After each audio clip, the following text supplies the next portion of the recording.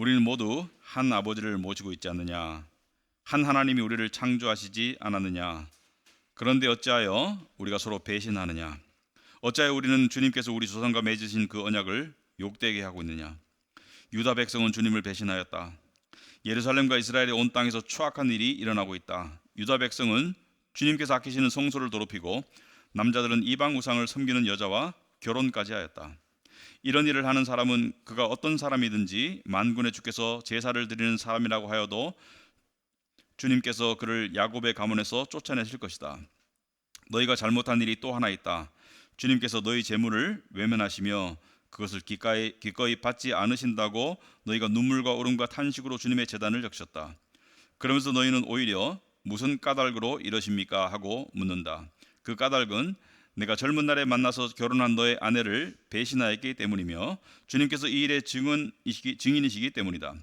그 여자는 너의 동반자이며 내가 성실하게 살겠다고 언약을 맺고 맞아들인 아내인데도 내가 아내를 배신하였다. 한 분이신 하나님이 내 아내를 만들지 않으셨느냐? 육체와 영이 둘 다 하나님의 것이다. 한 분이신 하나님이 경건한 자손을 원하시는 것이 아니겠느냐? 너희는 명심하여 젊어서 결혼한 너의 아내를 배신하지 말아라. 나는 이혼하는 것을 미워한다. 주 이스라엘의 하나님이 말한다. 아내를 학대하는 것도 나는 미워한다. 나 만군의 주가 말한다. 그러므로 너희는 명심하여 아내를 배신하지 말아라. 아멘. 앉으시기 바랍니다. 우리 우선 먼저 기도하도록 하겠습니다. 하나님 아버지, 오늘 저희들 이렇게 또 예배 자리로 불러주셨습니다.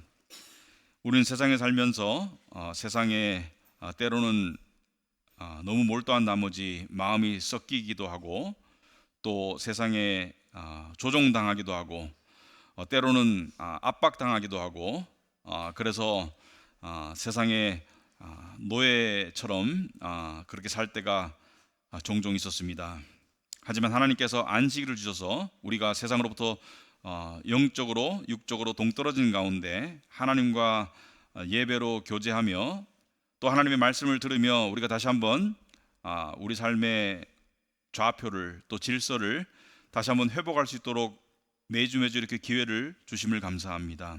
하나님과의 만남을 통해서 말씀의 가르침과 성령의 조명을 통해서 우리는 달라질 수 있으며 우리는 달라지고 있으며 우리는 우리의 원래 신분인 하나님의 백성의 삶을 살아갈 수 있게 된다고 믿습니다. 또한 성도 간의 교조를 통해서 우리가 하나가 아니고 우리는 하나님이 부르신 한 무리인 것을 우리가 확인할 때 우리는 외롭지 않고 우리는 약하지 않고 우리는 고립되지 않았다는 것을 확인하게 됩니다. 하나님이 복되고 또 이 행복한 주의를 주셔서 우리에게 그런 시간을 갖게 하심을 감사합니다.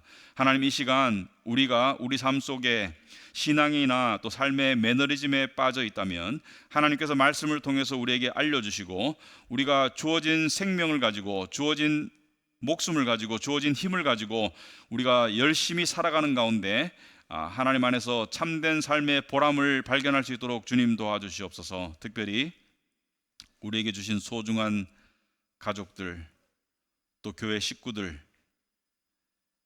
우리가 어떻게 그들을 더욱더 소중히 여기며 또 사랑할 수 있을지 이 시간을 통해서 가르쳐 주시옵소서. 예수님 이름으로 기도합나이다. 아멘. 말라기는 우리 총 4개 장으로 되어 있는데 4개 장으로, 근데 그 중에 3개의 장이 마지막 4장을 제외하면 3개의 장이 대부분 내용이 하나님께서 우리에게 꾸질하신다, 말라기 시대 유대인들을 꾸질하신다. 그래서 하나님의 거룩한 꾸질함이고 또 다른 말로 하면 교훈이고 가르침이고 하나님의 연단이고 징계입니다. 그런데 이게 우리에게 필요해요. 왜냐하면 우리는 가르침 없이 올바른 길을 갈 수 없고요, 꾸지람 없이 잘못을 바꾸기가 어려운 존재들이기 때문에 하나님께서 왜 우리를 가르치고 꾸질하시냐? 사랑하기 때문이겠죠. 그죠? 사랑하는 자에게 매를 대시는 부모의 심정처럼 하나님께서 우리를 사랑하시기 때문에 우리를 꾸질하신다. 그런데 이 오늘 내용은 특별히 부부 관계에 관한 내용이지만 여러분, 성경은 이렇습니다. 성경은 어떤 상황을 놓고 원리를 제공해요. 그러나 그 원리는 그 상황에만 적용되는 것이 아니라 다른 상황에도 적용될 수 있는 그런 특징을 가지고 있기 때문에 이 말씀은 부부 관계에만 적용되는 것이 아니라 가족 관계, 그리고 교회 공동체 관계, 이러한 관계에 파급적으로 원형적으로 적용될 수 있는 그런 말씀이다. 그래서 나는 결혼 안 했는데 오늘 말씀은 나하고 관계가 없는 것 같은데 그렇게 생각하지 마시고, 여러분들이 원용하면 여러 군데에서 적용할 수 있는 그런 말씀이라는 것을 먼저 말씀을 드리고요. 자, 오늘 말씀은 이 결혼에 관한 말씀인데, 특히 부부관계에 관한 말씀인데, 특별히 요즘 시대에 이 부부관계가 상당히 많이 과거에도 그랬죠. 부부관계가 위기에 있는 그런 관계도 있고, 또 매너리즘에 빠진 관계도 있고, 또 실제로 요즘 시대에는 결혼이란 정의도 많이 달라졌어요. 그러니까 전통적인 결혼에 관한 정의가 많이 달라지고 있고, 자, 그런 속에서 하나님께서는 뭐라고 말씀하시는가 우리가 한번 들어보고, 우리가 한번 이 하나님께서 주시는 결혼의 정의를 우리가 다시 한번 되새기고, 우리는 세상을 따라 살지 말고 마음을 새롭게 함으로 변화를 받아서 하나님의 뜻 가운데 살아야 되겠다. 그래서 오늘 말씀을 시작할 텐데, 자, 우선 하나님의 말씀을 들어보시도록 하시죠. 이 하나님께서 이 말라기는 이 묻고 답하는 식인데, 하나님께서 때로는 화두를 던지세요. 스스로 화두를 던지시는데, 이 하나님의 심정을 빌려서 우리라고 사용하지만 사실은 하나님의 심정으로 하나님께서 우리에게 화두를 던지신다고 보시면 돼요. 근데 10절에 보시면은 우리는 모두 한 아버지를 모시고 있지 않느냐, 한 하나님이 우리를 창조하시지 않았느냐. 자, 하나님이 믿지 않는 자 믿는 자를 다 창조하셨기 때문에 하나님은 믿지 않는 자에게도 하나님이란 호칭이 되지만 아버지라는 것은 믿는 자에게만 해당되는 호칭이겠죠, 그죠? 그런데 한 하나님이 창조하시고 한 아버지 밑에서 자랐는데 너희는 왜 아버지를 안 닮고 이상한 짓을 하고 살고 있니? 이렇게 말하는 거예요. 너희는 왜 하나님의 형상대로 지음을 받았으면서 하나님의 뜻 가운데로 살지 않고 있니? 무슨 말이냐면, 그런데 어찌하여 우리가 서로 배신하느냐? 그런데 어찌해서 우리가 서로 배신하느냐? 특별히 여기에서는 부부관계를 말하지만 가족관계, 교회 공동체 관계에서 왜 서로 여기 배신이라는 것은 faithless, 그러니까 믿음이 없는 신실하지 못한 모습을 보이고 있느냐? 너는 왜 신실하지 못하냐? 관계에 충실하지 못하냐? 어찌하여 우리는 주님께서 우리 조상과 맺으신 그 언약을 욕되게 하고 있느냐? 너희 조상들은, 이스라엘 말라기 시대의 유대인들의 조상들은 하나님과 언약을 맺은 언약, 그러니까 약속, 계약의 이 공동체인데 왜 그것을 어기고 살고 있느냐, 이렇게 말하고 있죠. 자, 구체적인 내용이 11절부터 전개가 되는데, 당시의 유대 사람들은 이혼이 굉장히 성행했어요. 하나님의 백성들이 이혼이 굉장히 성행했고요. 느헤미야서를 보면은 이방인들과의 결혼 내지는 재혼이 상당히 성행했습니다. 근데 이 11절 보시면은 유다 백성은 주님을 배신하였다. 예루살렘과 이스라엘 온 땅에서 추악한 일이 일어나고 있다. 유다 백성은 주님께서 아끼시는 성소를 더럽히고 남자들은 이방 우상을 섬기는 여자와 결혼까지 하였다. 그러니까 남자들이 이방 우상을 섬기는 이방 여자와 결혼함으로써 성소, 그러니까 거룩한 공동체를 배신하고 있다, 떠나고 있다. 그래서 사람이 사람을 배신하는 것을 하나님께서는 주님을 배신하는 것으로 보신다. 여러분, 우리는 하나님 따로 사람 관계 따로가 아니에요. 보는 바 형제를 사랑하지 않는 사람은 보지 못하는 바 하나님을 사랑할 수 없고, 보는 관계에서, 눈에 보이는 관계에서 충실하지 않으면 하나님과의 관계에서도 충실하지 않은 것으로 하나님은 여기신다. 어제 어떤 분이 자기를 소개하는데 자기가 장로래요. 그죠? 장로님. 그래서 어느 교회 다니시냐니까 교회는 안 다닌대요. 옛날에 장로 직분을 받았는 것 같은데, 여러분 교회 안 다니는 장로가 있을 수 있어요? 예, 고맙습니다. 교회 안 다니는 장로가 있을 수 없죠, 그죠? 우리는 사람과의 관계를 통해서 하나님과의 관계가 성립되고, 그리고 그 안에 정체성과 신분이 주어지는 것인데, 이 사람들은 하나님께서 짝지어 주신 부부 관계에서의 배신을 통해서 하나님께서는 유다 백성은 주님을 배신하였다, 이렇게 말씀하시는 거예요. 자, 이방 여성들과 결혼하는 거 하나님께서 금기하셨기 때문에 솔로몬은 이방 여인과의 결혼을 통해서 하나님으로부터 마음이 멀어졌고 나중에 말년이 괴로웠죠. 그리고 느헤미야서를 보면 이방 여성들과 결혼한 유다 남자들에게 느헤미야는 명령했죠. 그 다 버리고 헤어져라. 굉장히 그 격한 명령이었고 사람들은 그걸 따를 수밖에 없었죠. 자, 그런데 여기서 우리가 한 가지 중요한 게 있습니다. 왜 그러면 사람들은 당시나 요즘이나 이혼을 쉽게 생각했는가? 그 인식 때문이에요. 우리는 결혼 생활이 힘들어서 뭐 이혼했다 이렇게 말하는데 인식이 더 커요. 무슨 말이냐면 여러분, 결혼이 계약입니까 언약입니까? 이걸 생각해보세요. 결혼은 계약인가 언약인가? 요즘 많은 사람들이 결혼을 계약 또는 계약보다 좀 더 못한 것으로 치부할 때가 많아요. 그러니까 그 이혼이 쉽죠. 그러니까 여러분, 계약과 언약의 차이가 뭐냐면 계약은 사람끼리 맺는 게 계약입니다. 계약은 조건을 놓고, 그러니까 서로에게 쌍방에게 유리한 조건을 놓고, 계약은 사람끼리 맺는 것이기 때문에 계약은 조건이 안 맞으면, 내가 원하는 기대 결과가 안 나오면 계약은 위약금을 물고 피해를 감수하고 파기할 수 있어요. 그죠? 여러분이 집을 계약했는데 이 계약금을 걸었어요. 10% 계약금을 걸었는데 나중에 보니까 이 계약이 잘못된 것 같아. 이 계약이 안 좋은 것 같아. 그러면 10%를 손해보고 계약을 파기할 수 있어요. 10%를 더 주든지 간에. 근데 언약은 뭐예요? 언약은 하나님이 중심이 되어서, 언약은 하나님이 주도적으로 되셔서 관계를 맺어주신 것이 언약이에요. 그러니까 계약은 하나님이 들어간 게 아니지만 언약은 하나님이 개입하신 거예요. 그러므로 계약과 언약에는, 계약은 사람 사이의 협약이라면 언약은 하나님이 주도하신 사람 사이의 피의 결속이기 때문에 언약은 하나님의 뜻에 반해서 깰 수 없는 게 언약이에요.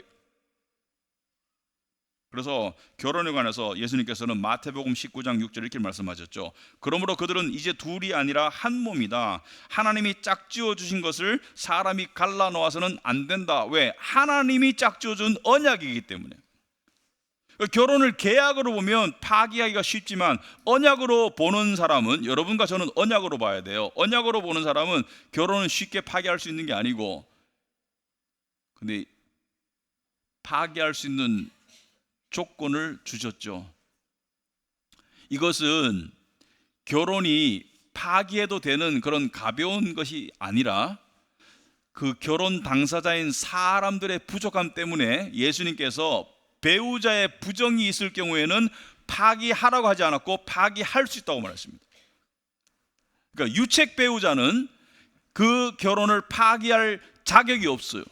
그러나 피해 당사자는, 피해 배우자는 그 결혼을 파기할 수 있는 권리가 있다. 파기하라는 건 아니에요. 용서하는 사람도 봤어요.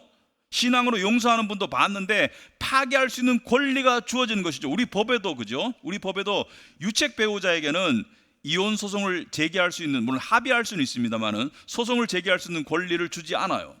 피해 당사자는 그걸 할 수 있지만. 그래서 이 피해를 당해서 어쩔 수 없이 이혼을 하는 경우가 있습니다. 그런 경우에는 하나님께서 각별한 은혜를 주실 것이다. 각별한 위로를 주실 거라고 생각합니다. 그리고 또 성경적인 교단에서 이혼의 성경적인 근거로 배우자의 부정 이외에 대략 약 두 가지를 더 제시하고 있습니다. 이 경우에는 이혼이 성립할 수 있다라고 성경적인 교단들은 주장을 하고 그렇게 따르는 편인데, 첫 번째는 배우자의 부재. 그러니까 집에 없어요. 행방이 묘연해. 아니면 자주 가출해. 그냥 자주, 그러니까 집을 비우고 배우자의 동의 없이 그냥 지멋대로 살아. 그럴 경우에는, 또 사라진 지 오래됐어. 그럴 경우에는 이혼할 수 있다. 두 번째, 폭력. 육체적, 정신적 폭력이 심하고 지속되어서 견딜 수 없을 경우에는 이혼할 수 있다. 물론 가볍게 하라는 건 아니에요. 그러니까 그것이 심할 경우에는 이혼할 수 있다라고 이야기하고 있습니다. 그런데 오늘날에는 남자만의 어떤 행태가 아니라, 이 말라기 시대나 과거에는 남자가 주로 이혼을 요구했지만 오늘날에는 여성의 권리도, 여성의 어떤 그 말도 이렇게 많이 이 파워가 세졌기 때문에 이 말씀은 남자와 여자 둘 다에게 적용될 수 있는 말이죠. 그래서 12절에 보시면, 이런 일을 하는 사람은 그가 어떤 사람이든지 만군의 주님께 제사를 드리는 사람이라고 하여도 주님께서 그를 야곱의 가문에서 쫓아내실 것이다. 자, 이런 일을 하는 사람은, 이렇게 이방 여인과 결혼하거나 하나님께서 주신 언약의 관계를 파괴하는 사람은, 그러니까 왜 파괴하겠습니까? 왜 파기하냐? 왜 파기하겠습니까? 자기 만족을 위해서. 그죠? 현재의 배우자가 만족스럽지 않기 때문에 자기 만족을 위해서 이혼하고 다른 여자에게 가는 사람은 어떤 사람이든지 간에 만군의 주님께 제사를 드리는 사람이라고 해도, 그러니까 하나님께 예배를 충실히 드리는 겉모습이 있더라도 야곱의 가문에서 쫓아내야 된다. 무슨 말입니까? 하나님의 공동체에 속할 자격이 없다라고 이야기하는 거예요. 자, 요즘 사람들도 보면은 권태기라는 것을 많이 겪어요. 그러니까 부부가 결혼하고 권태기를 한 번도 안 겪었어요, 이런 사람은 거의 없을 것 같아요. 권태기라는 게 당연히 옵니다. 권태기는 자연스러운 거예요. 여러분, 권태기는 그 자체는 조금 자연스러운 거예요. 여러분들이 새로운 물건을 샀어요. 뭐 새로운 폰을 샀어요. 뭐 새로운 차를 샀어요. 뭐 새로운 옷을 샀어요. 새로운 집을 샀어요. 그럴 때 처음에 느끼는 그 신선함, 시간이 지날수록 퇴색하고 또 무덤덤해지고 지루해질 수 있어요. 근데 문제는 권태기가 여러분의 관계에 영향을 미치게 하면 안 되는 거예요. 이건 좀 이따 제가 자세히 다룰 텐데, 이 자기의 만족을 위해서 이혼하고 다른 여자에게 가는 사람은 하나님께서 야곱의 가문에서 쫓아내라 이렇게 말하고 있습니다. 제가 이때까지 이 교회를 개척해서 목회하면서 제가 딱 한 사람에게 교회를 떠나라고 이야기했어요. 딱 한 사람. 수년 전에. 왜 그랬냐면 그 사람은 물론 회개하고 좀 정신 차리고 하나님께 제대로 돌아오기를 기도해 주고 또 한동안 기도했던 것 같아요. 그런데 왜 그랬냐면 이 사람은 자기가 바람을 피워놓고 부인 몰래, 그러고 난 다음에 부인에게 이혼을 요구했어요. 제가 그 과정을 다 상담하고 다 지켜보고 양쪽의 상황을 다 보고 난 다음에 제가 도저히 참을 수가 없어서 결국 이혼했습니다. 결국 이혼해가지고 나는 당신의 목사가 되고 싶지 않다. 그리고 그 사람이 우리 교회에 있는 거 원하지 않았습니다. 그래서 제가 교회를 떠나라고 했고 그 다음 주부터 떠났어요. 그 사람이 정말 이 일의 엄중함을 알고 회개했으면 좋겠다, 그런 마음으로 보냈습니다. 여러분, 잘못은 할 수 있습니다. 하라는 게 아니라 잘못할 때가 있습니다. 그러나 중요한 것은 회개하는 거예요. 회개하고 하나님께 돌아오는 거예요. 그런데 하나님께서는 13절에 너희가 잘못한 일이 또 하나 있다. 주님께서 너희 재물을 외면하시며 그것을 기꺼이 받지 않으신다고 너희가 눈물과 울음과 탄식으로 주님의 제단을 적셨다. 그러면서 너희는 오히려 무슨 까닭으로 이러십니까 하고 묻는다. 야, 유대인 이 사람들에게 하나님께서 너희가 지금 잘못한 게 또 있다는 거예요. 뭐냐면은 이들은 하나님께 재물을 바쳤어요. 근데 재물을 바쳐놓고 하나님께서 외면하시니까, 그 재물을 외면하시니까 눈물을 흘리면서, 그러니까 진정성의 모습을 보이면서 주님 저에게 왜 무슨 이유로 이렇게 하십니까? 라고 하나님께 묻는 게 또 잘못이라는 거예요. 뭐냐면 사실은요, 재물을 바치는 것을 하나님께서 인간의 모습으로 오셔서 뭐 막거나 염소를 가져왔는데 뭐 가져오지 말라고 이 성전문을 막거나 또는 안 받으시거나 그렇게 하지 않으셨어요. 재물은 드려졌어요.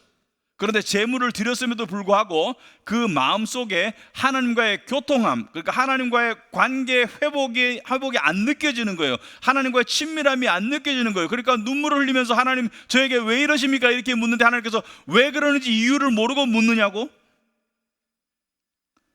너는 지금 네 삶이 모습이 그러면서 나에게 예배가 안 드려진다고 나에게 지금 눈물로 지금 호소하고 있는데 그것도 잘못이라고 말하는 거예요. 그 까닭은 14절에 네가 젊은 날에 만나서 결혼한 너의 아내를 배신하였기 때문이며 주님께서 이 일의 증인이시기 때문이다. 그 여자는 너의 동반자이며 내가 성실하게 살겠다고 언약을 맺고 맞아들인 아내인데도 내가 아내를 배신하였다. 그 잘못을 해놓고 예물을 바치면 내가 그 예물을 받겠니? 여러분, 여기서 14절 중간에 주님께서 이 일의 증인이시기 때문이다. 여러분, 이게 되게 중요한 말입니다. 여러분들이 집 계약을 하는데 주님이 증인을 쓰실까요? 아니죠. 여러분, 우리가 믿는 자들이 결혼할 때 예배 형식으로 드리잖아요, 그죠? 그리고 많은 하객과 가족과 친지를 모아놓고 이 많은 증인들과 누구 앞에서? 하나님 앞에서. 가장 중요한 증인은 하나님 앞에서 맺어진 결혼이기 때문에 그게 언약인 거예요. 하나님의 중재하에 맺어진 것이 언약인 거예요. 그런데도 너는 네가 젊어서 맞이한 아내를 배신하였다고 이야기하는 거예요. 네 마음대로 살다가 네 마음대로 헤어지는 것이 그게 잘하는 짓이냐고 하나님께서 꾸짖는 것이죠. 15절에 한 분이신 하나님이 내 아내를 만들지 않으셨느냐? 육체와 영이 둘 다 하나님의 것이다. 그러니까 하나님께서 네 배우자를 만들어서 하나로 만들어 주지 않았느냐? 한 분이신 하나님이 경건한 자손을 원하시는 것이 아니겠느냐? 그래서 거기서 경건한 자손이 태어나고 너희는 명심하여 젊어서 결혼한 너의 아내를 배신하지 말아라. 16절에 나는 이혼하는 것을 미워한다. 나는 이혼하는 것을 미워한다. 주 이스라엘의 하나님이 말한다. 아내를 학대하는 것도 미워한다. 여기서 아내를 학대하는 것도 미워한다는 것이 이 문맥 속에서 학대는 이혼 사유로 보는 이유 중에 하나가 바로 이런 말씀 때문입니다. 학대는 이혼과 비슷한 거예요. 나 만군의 주가 말한다. 그러므로 너희는 명심하여 아내를 배신하지 말아라. 물론 이것은 아내에게만 하는 말이 아니라, 남편에게만 하는 말이 아니라 아내에게도 하는 말이고, 또 가족 공동체에서도 해당이 되고요. 가족은 하나님께서 피로 맺어준 언약 공동체이고요. 결혼은 하나님께서 맹세로 맺어준 언약 공동체이고요. 그 다음에 교회는 하나님께서 믿음으로 맺어준 믿음의 언약 공동체이죠.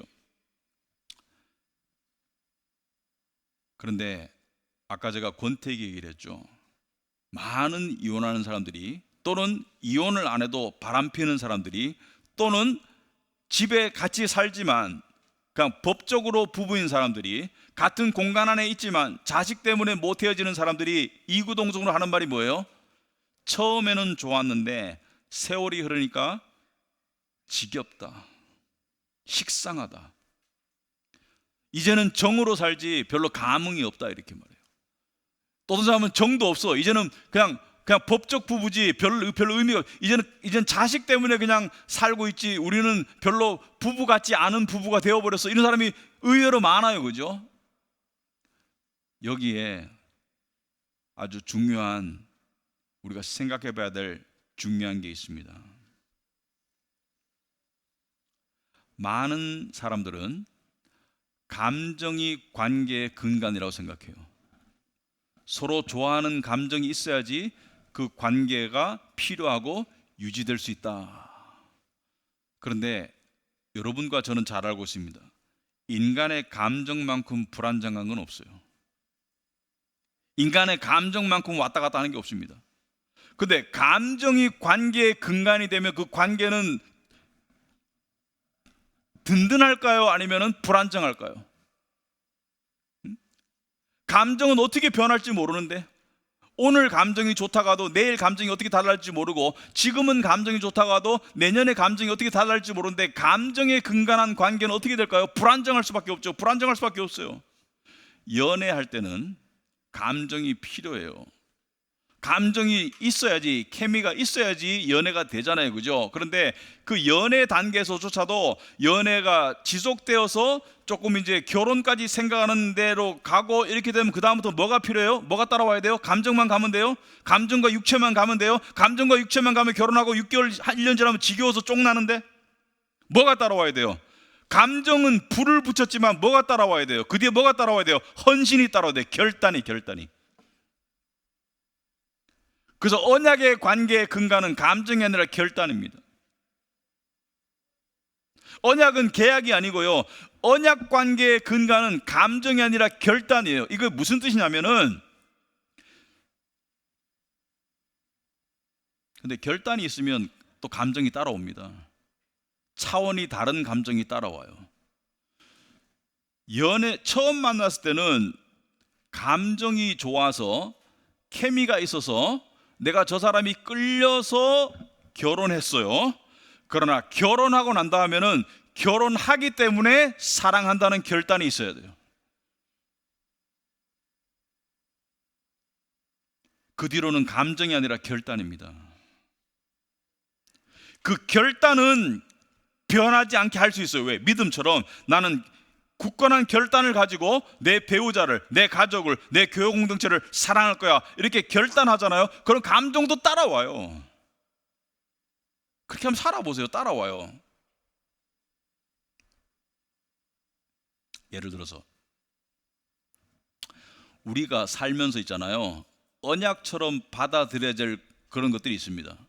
여러분들 이마트 멤버십은 언약이 아니에요. 그건 언약이 아니에요. 그렇지만 하나님께서 주어진 소중한 것들 중에 어떤 것들은 우리가 삶에서 두 가지를 잘해야 돼요. 첫째는 수동성을 잘 활용해야 돼요. 수동성. 모든 일에 능동적으로 살라는 게 하나님의 뜻이 아닙니다. 어떤 부분은 수동적으로 받아들이는 것이 하나님의 뜻이에요. 그리고 또 어떤 부분은 능동적으로 움직여야 돼요. 모든 부분에 수동적으로 움직이라는 게 아니에요. 능동적으로 움직여야 돼요. 쉽게 설명해 드리겠습니다. 자, 저는 대한민국 사람으로 태어났어요. 여러분도 마찬가지고, 여기 대한민국 사람, 호주 사람도 있고 뭐 다른 나라 분들도 있고 한데, 여러분들의 성별, 여러분들의 국적, 여러분들의 가족 다 여러분들이 선택했습니까? 아니면 주어졌습니까? 주어졌죠, 그죠? 주어진 것은 주어진 것을 수용하는, 그러니까 감사히 수용하는. 근데 결혼도 마찬가지예요. 이미 결혼했으면 하나님께서 맺어주신 것으로 받아들이는 수동적인 믿음이 있어야 돼. 이건 내 거야라고 받아들이는 수동적인 믿음이 있어야 되는 거예요. 저는 대한민국 사람인 것이 자랑스러워요. 그것은 우리나라가 다른 나라보다 우월하다는 뜻이 아닙니다. 저는 한국 사람으로 태어났기 때문에 대한민국 사람인 것을, 저는 진짜 대한민국을 사랑해요. 저는 대한민국을 너무 사랑해서 미국 국적을 안 가지려고, 자식들에게 미국 국적을 안 주려고 일부러 미국에서 아이를 안 낳을 결심까지 하고 미국을 갔어요. 우리 아들은 7개월 키워서 미국 데려갔습니다. 물론 이게 옳다는 건 아니에요. 이게 법은 아니에요. 그렇지만 저는 대한민국을 사랑해요. 물론 어떤 사람은 미국 시민권 가질 수 있습니다. 그건 그 사람의 선택이고 저 존중해요. 오해하지 마세요. 그렇지만 저는 대한민국을 사랑해요.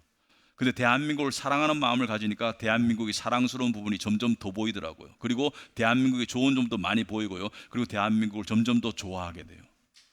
저는 제 아내를 사랑해요. 왜냐하면 하나님이 저에게 주신 여자이기 때문에.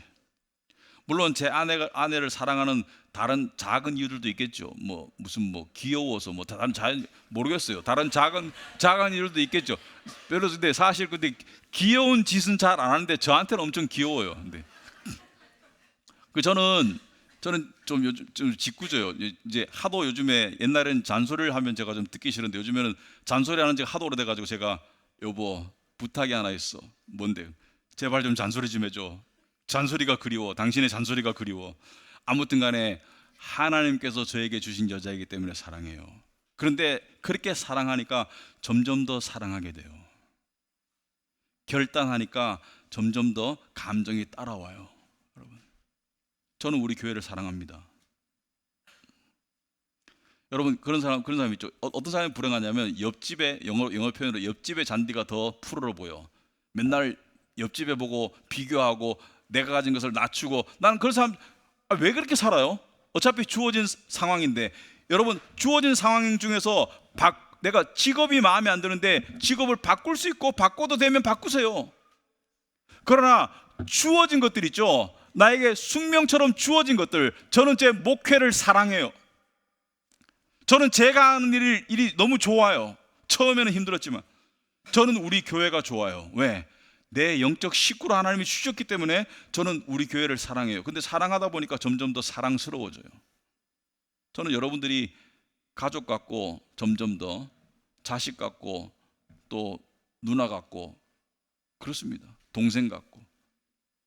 여러분, 그리고 능동성이란 뭐냐면, 하나님이 주신 것을 숙명으로 받아들일 것을 받아들인 상태에서 열심히 살아가는 거예요. 그 안에서 내가 할 일이 뭔가를 열심히 살아가는 거예요. 이게 능동성인 거예요. 여러분, 결혼 관계에서 있잖아요. 결혼 관계에서 능동성이라는 것은, 생각해 보세요. 하나님이 나에게 사랑하라고 주셨어. 그러면 선택의 여지가 없는 거예요. 사랑해야 되는 거예요. 여러분, 사랑할까 말까는 결혼 전에 해야 될 생각을 결혼하고 난 다음에 생각하는 거 바본 거예요. 그러면 이 배우자를, 이 가족을 내가 어떻게 사랑할까? 이렇게 사랑하면 길이 보이더라고요. 여러분, 사랑하면 하나님께서 사랑할 수 있는 구체적인 길을 보여주세요. 근데 그 길을 하잖아요. 그러면 상대도 행복하고 나도 보람이 돼요. 여러분, 사랑은 놀라운 마법인 게, 주는 자와 받는 자가 다 복받아요. 진정한 사랑은 주는 사람도 복 받고 받는 사람도 복 받아요. 왜? 받는 사람 받아서 기쁘고 주는 사람은 줄 수 있어서 기쁘고, 이게 진정한 사랑인 거예요. 그래서 어떻게 하면 이 사람을, 어떻게 하면 이 가족을, 어떻게 하면 이 공동체를 내가 더 사랑할까 생각하는 사람에게는 하나님께서 분명히 길을 주세요. 그 길이 여러분의 사명인 거예요. 그걸 실천해 보면 정말로 보람이 느껴지고요, 힘이 안 들어요. 재밌어요. 그래서 수동성과 능동성, 추워진 관계를 수동적으로 받아들여라. 여러분, 내게 나에게 제일 귀한 거예요. 내 남자가, 내 여자가 나에게 제일 소중한 사람인 거예요. 내 가족이 나에게 제일 소중하고 내 교회가 나에게 제일 좋은 거예요. 이 속에서 내가 어떻게 살아가느냐가 그게 중요한 거예요. 제가 지난주에 마르코스 아우렐리우스가 모든 가치 있는 것들은 변화에 의해서 유지되고 발전한다 말씀드렸죠. 모든 가치 있는 것들은 변화에 의해서 유지되고 발전된다. 그럼 뭐예요? 나는 어떻게 더 나은 남편이 될 수 있을까? 나는 어떻게 더 나은 아내가 될 수 있을까? 나는 어떻게 더 나은 가족이 될 수 있을까? 나는 어떻게 더 나은 교회 지체가 될 수 있을까? 이걸 생각하는 사람은 하나님이 기뻐하시고 그 길을 인도하시고 보람을 주실 거예요. 근데 앉아가지고 내가 저 여자를 어떻게 바꾸지? 내가 저 남자를 어떻게 바꿀까? 그 궁리를 하면 어떻게 돼요? 서로 망합니다. 제가 주일학교 다닐 때, 제가 청년 때, 주일학교 청년 다르죠. 그 교회 그 선생님이 그 교회 선생님이 되고 또 학교에서는 독일어 선생님이 되었어요. 근데 그분이 저에게 해주신 말씀 중에 하나가 좀 기억나는 게 있는데, 이런 말씀입니다. 네가 살면서, 여러분이 살면서, 개인적으로 한 말 아니고 여러분이 살면서 뭔가 부족해 보여, 뭔가 필요해 보여. 근데 네가 할 수 있어. 그럼 하나님이 널 부르신 거야. 집이 구석이 더러워, 내 눈에 보여, 내가 할 수 있어. 그럼 여러분이 하면 돼요.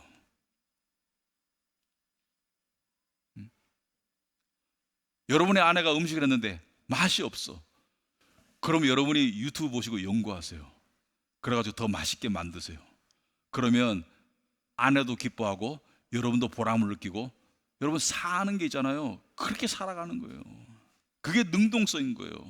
수동성 쪽에서 받아들인 거 내가 받아들이고 있잖아요. 그러니까 그냥 그러니까 가스라이팅해요. 내 여자가 세상에 제일 이뻐, 나한테는 내 남자가 제일 멋있어. 그게 하나님이 원하시는 거예요.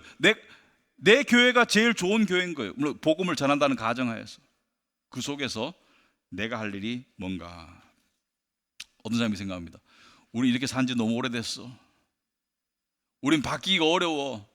20년째 이렇게 살았는데 앞으로 살 날이 얼마 안 남았는데 우리가 언제 바뀌겠어? 이렇게 생각하는 사람들 혹시 있다면 잘 들어보세요. 예수님이 복음에서 고친 사람들이 어제 아프고 오늘 고쳤어요? 아니면 12년 혈류병 앓다가, 또는 뭐 날 때부터 소경이 되었다가, 뭐 귀신 들린 지 오래됐다가, 다 오래된 사람들이잖아요. 그죠? 안진병이가 된 지 오래돼가지고 다 오래된 병자들을 사람들은 못 고친다는 걸 예수님이 바꿨잖아요. 그죠? 여러분의 삶 속에, 여러분의 부부관계 속에 우리는 안 바뀔 것 같아. 그 자체가 불신앙이에요.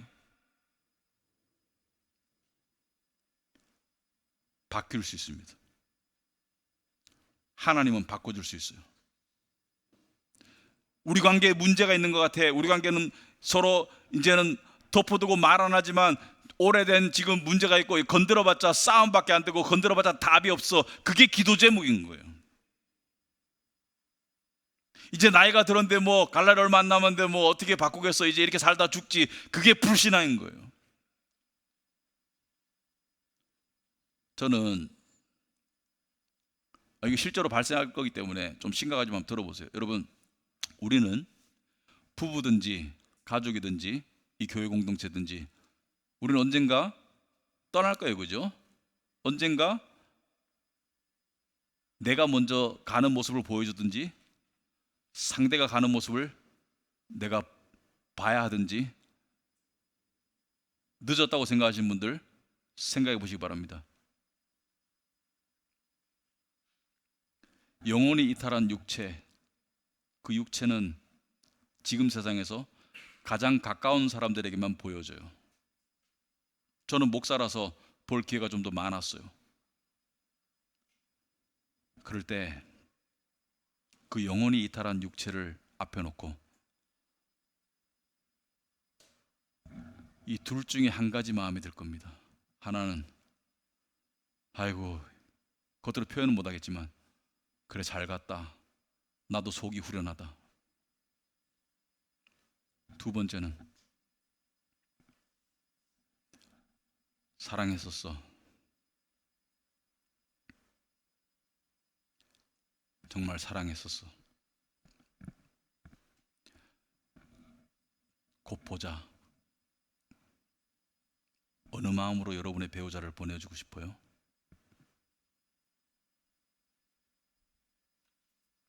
지금 이런 설교를 들으면서 어떤 사람들은 앞으로 달라질 거야, 앞으로 달라지도록 노력해 봐야지. 여러분,